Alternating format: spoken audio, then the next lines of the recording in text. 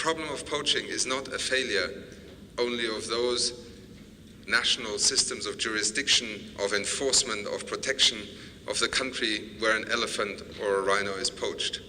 It is also the collective failure of an international system of cooperation, rule of law, enforcement, that allows people to get away literally with threatening entire species with extinction.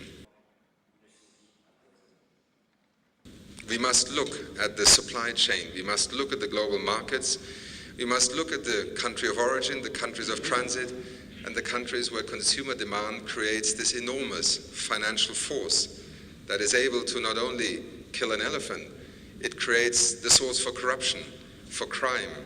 It is sometimes also collusion between illegal trade in wildlife, human trafficking, and many other parts of the international criminal scene.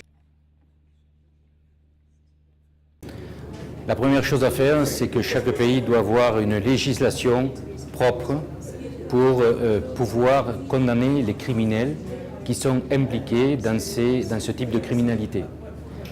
La deuxième chose, c'est qu'ensuite, il faut avoir des services spécialisés et des unités spécialisées qui soient formées pour lutter et pour arriver à obtenir des informations et monter des enquêtes et démanteler les réseaux.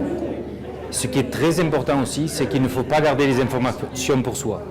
C'est très important de partager ces informations. Le crime contre l'environnement, sur l'environnement, est un phénomène global.